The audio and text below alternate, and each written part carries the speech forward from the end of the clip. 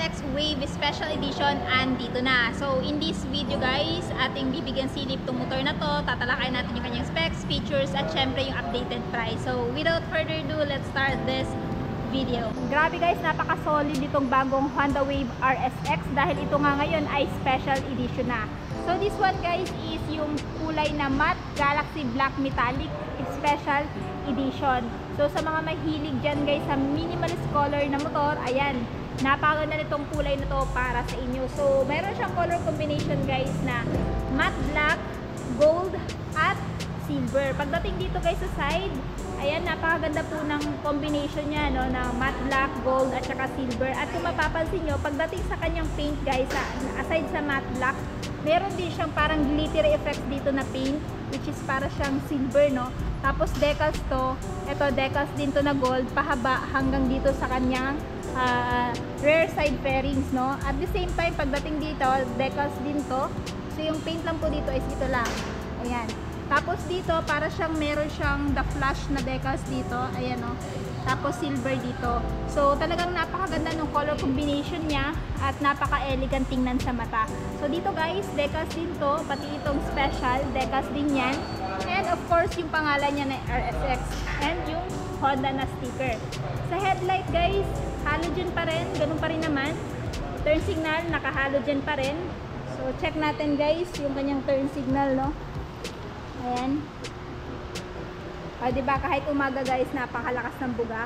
Pagdating naman sa kanyang looks dito, ang nagustuhan ko dito guys, napaka-sharp na. Para siya yung bunso ni GTR 150 or ni Honda Winner X 150 kasi pagdating sa shape dito, medyo magkahalintulad sila. And pagdating dito sa front fender guys, ganun pa rin naman, same lang ng kulay dito sa kanyang bandang headlight. Ayan. Tapos dito, meron na ding extension para sa kanyang fender dito. Para nang sa ganun, kung idadaan nyo ito sa putik-putik, ayan, hindi na kung saan-saan tatalsik yung putik. Tapos sa suspension na ginamit, telescopic for suspension. Silver yung kulay. And this one is yung disc brake version. Meron din kasi yung drum brake version nito guys, pero hindi pa nga lang available dito. So mahalin tulad mo yung kulay niya guys, no, kay Honda Beat premium version. Ayan, so yung pinagkaiba lang talaga ng dalawa is naka-emblem siya, while ito guys is naka-decals. Pero sa kulay, halos magkahalintulad sila kasi yung mags ni Beat gold, tapos itong fairings niya dito, meron siyang decals na gold at silver. Diba? Napakaganda siya, napaka-stick sa personal nitong bagong RSX Wave 110. So, dito tayo guys sa kanyang side.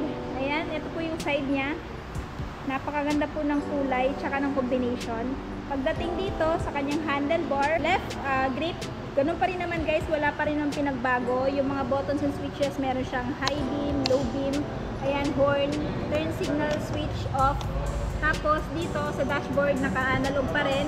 Pero kahit naka-analog yan guys, lahat naman ng information is nandito na. Kagaya ng speedometer, odometer, meron din siyang gear indicator dito. Ayan. Tapos, ayan guys, may mga lights yan, no? Tapos, nandito yung kanyang turn signal indicator. Ayan, visible na visible.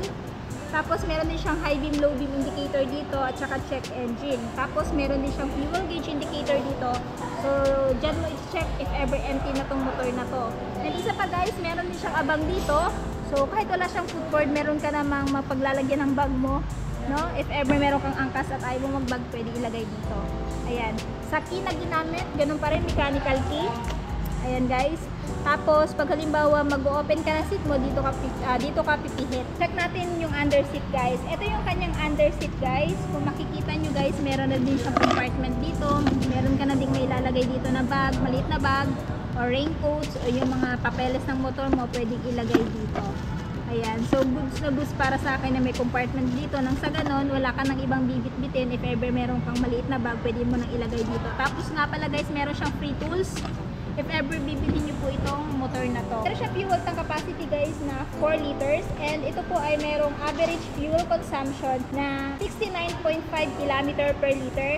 So makakaasa ka guys na talagang matipid to sa gasolina kasi nga po FI na siya. Sa motorcycle guys is napakaganda pang araw-araw din, pang negosyo or pang hatid sa mga anak nyo sa school or sa mga beginner, no? Tapos pagdating sa grab bar guys, Ayan, napakaganda ng grab bar. Tapos para siyang balot ng rubber na kung hahawakan ng angkas mo, hindi na masyado masakit sa kamay. Kasi naka-rubberize yan guys. Binalutan yung kanyang metal ng rubber. For me, goods na goods yan. And pagdating naman dito sa side, check natin anong meron dito. So of course guys, nandito yung kanyang cambia na merong 4-speed auto clutch.